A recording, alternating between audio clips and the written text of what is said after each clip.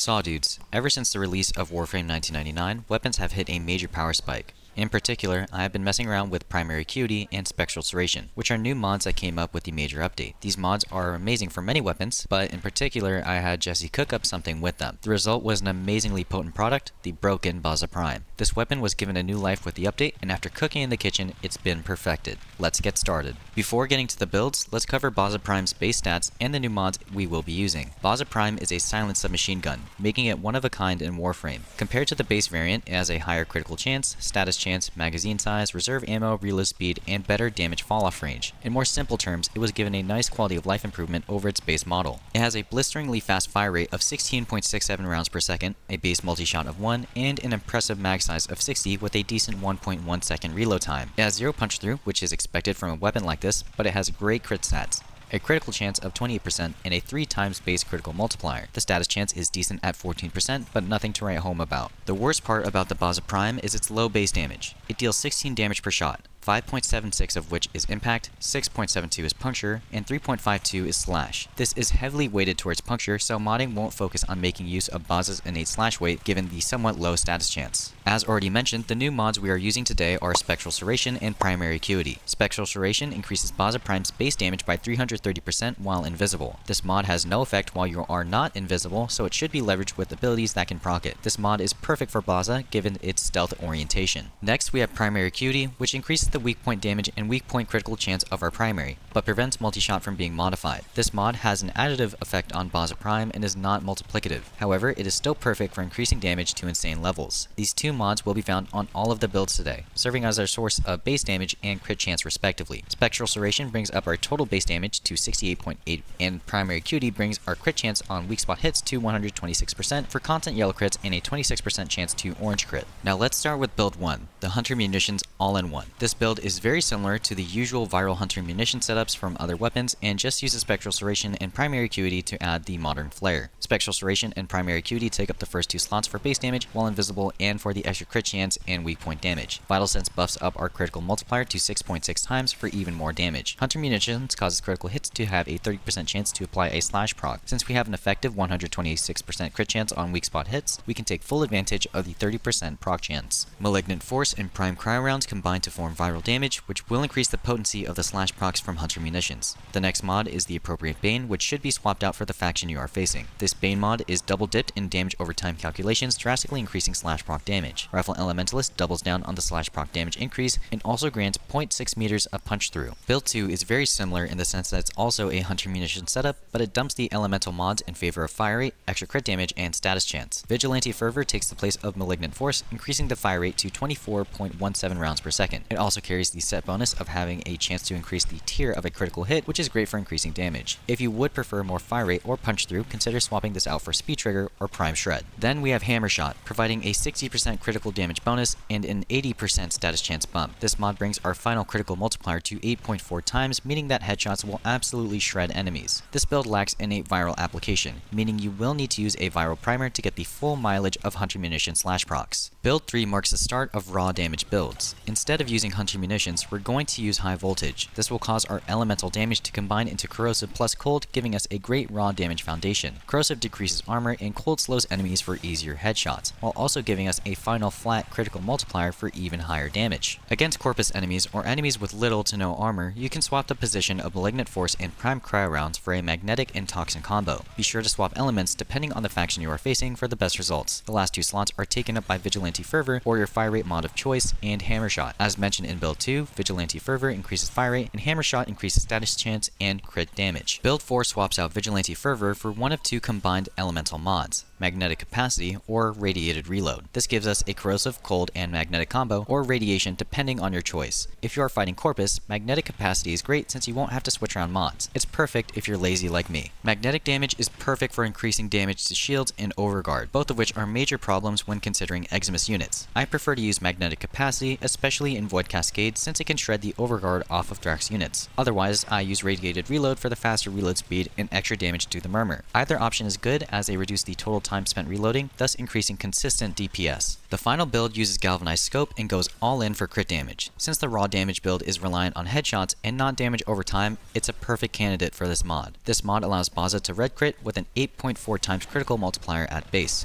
With a tier 1 red crit, our effective critical multiplier is 23.2 times. This is massive for our damage, but it does require some setup with some kills. If you have access to good crowd control and can click heads, this is probably the best setup for you. With the builds out of the way, let's talk about the 3 arcane options you have: Primary Crux, Deadhead, and Merciless. Primary Crux is the newest primary arcane and has been my go-to for Baza Prime regardless of the build I'm using at a given moment. The status chance bump is great for applying viral with the Hunter Munitions build and corrosive procs for the raw damage builds. The ammo efficiency is amazing as well. It reduces ammo problems and reduces the amount of time spent reloading. Primary Deadhead is only appropriate to use on the raw damage builds because it requires headshot kills to stack up. It's super nice since the cold damage can slow down enemies for much easier headshots. Also, Deadhead has an amazing passive of reducing recoil by 50% and increasing headshot damage by 30%. Baza Prime has extremely low recoil, but it's still nice. The real kicker is the extra headshot damage, which is super clutch for scaling levels. Finally, we have Primary Merciless, which can be used on any build, but it is specifically good for the Hunter Munition setups. This arcane can stack off of any slash proc kills, and also reduces reload speed by 30%. It's a straightforward arcane, but it is pretty bland. Now, let's cover some good arcane options on Warframes. The best for Baza Prime are Arcane Acceleration, Crepuscular, Rage, and Trickery. Arcane Acceleration is amazing for increasing fire rate on Baza Prime and can nearly double DPS. It's a very straightforward buff, and with Primary Acuity, you can almost always have this buff active. The extra fire rate will lead to much more reloads and can cause you to run out of ammo. However, you can counteract this by using Primary Crux over the other options. Arcane Crepuscular is my favorite out of all of these options. The final 3 times critical multiplier is great for all builds, especially the Hunter Munition setup for scaling up slash procs. This arcane is only active while invisible, so it pairs perfectly with Spectral Serration. Arcane Rage is a straightforward damage buff activated on headshots. We're only really aiming for heads, so this is a good match. If you are using Primary Crux, the damage buff is very welcome. Arcane Trickery can allow Warframes to go invisible on pairs on finishers, or through melee finishers if you can open up enemies to them. Since our build hinges on going invisible for the Spectral Serration damage buff, this can be great for certain frames. Warframes that can open up enemies to finishers are Equinox with Rest and Rage in Night form, Excalibur with Radial Blind, Gara with their passive, and Naros with Desiccation, Ivara with their Sleep Arrow, and Lavos with his Ophidian Bite. Now what about Archon shards? There are 3 options you can go with: Crimson, Emerald, and Violet. Crimson shards grant a 25% primary weapon status chance bonus, which can be nice if you are choosing to run Primary Deadhead or Merciless over Primary Crux. This extra status chance can help with viral and corrosive application without a primer. Emerald shards are only really used for the raw damage builds and increase the maximum stacks of corrosive procs on enemies, drastically increasing damage. You can use 2 normal shards to fully strip enemies or 1 Tau Forge to get really close. I personally use 1 Tau Forge Emerald shard and get good results. The final option is Violet Shards, which grant plus 30% primary weapon electricity damage or 45% with Tau Forged. This damage is pretty great for just increasing raw damage output, and can be used on any build. As a bonus, each additional Crimson, Azure, or Violet Shard will increase the damage bonus provided. Now we have Warframe options. Ash Prime can go invisible, proccing Spectral Serration, and also possesses a passive that causes slash status effects to deal 25% more damage and last 50% longer. For the Hunter Munitions build, this is great. He also has an augment called Smoke Shadow, which increases critical chance by 150% while invisible. Then we have Side09 or Quincy Isaacs. He has a great passive where weak point kills increase weak point crit chance by 1% up to 300%. This stacks beautifully with Primary Acuity. He also has Seek for easy headshots through walls with bonus weak spot damage, Resupply for extra elemental damage with guaranteed status procs, and Evade to proc Spectral Serration. It's also worth mentioning that Sight's helmet ability is Evade, so it can be put onto any other frame to proc Spectral Serration. However, it will have less duration when used on anyone else. Harrow Prime works well if you have a way to go invisible. You can subsume Evade over Penance for the invisibility needed to proc Spectral Serration. Harrow has great built-in crowd control with Condemn, and can crack out crit chance with Covenant. Ivara has Prowl for constant invisibility, which does not get broken by Baza Prime thanks to its integrated silencer. Prowl increases headshot damage, pairing nicely with Primary Acuity. Ivara also has access to an augment called Empowered Quiver, which gives a bonus to critical damage that scales with ability strength. Loki Prime is fairly straightforward, as he has invisibility as one of his default abilities, which procs Spectral Serration. He also has access to Damage Decoy for extra priming capabilities. Since his Radial Disarm is fairly useless, it can be swapped out for Roar, Nourish, or any other damage buffing ability of your choice. Finally, we have Octavia Prime. She honestly doesn't even need to be here since her damage is so high with abilities alone. However, she can go invisible with the Metronome ability's Nocturne buff. Crouching in time with the beat will grant invisibility, proccing Spectral Serration. She also has Amp, her final ability, which increases weapon damage. And lastly, I wanted to bring your attention to 2 companion mods that can put Baza Prime over the edge.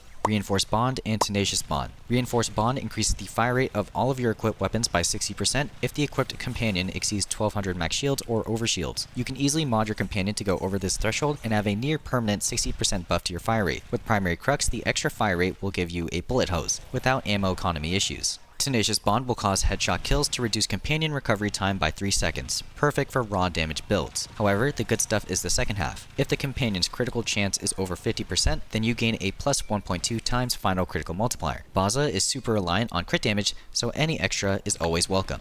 Okay everyone, that is it for my extensive breakdown of Baza Prime. Breaking Baza was a very fun play on words that I have wanted to bring to life for a while. I realize that there are other weapons in the game that far outshine the small SMG, but small guns are just too cute. I'm very pleased with the results and I hope you have fun trying this out with stealth-oriented setups. Let me know what you guys think. If you have any suggestions or thoughts, leave them in the comments. As always, thank you all for watching and happy farming.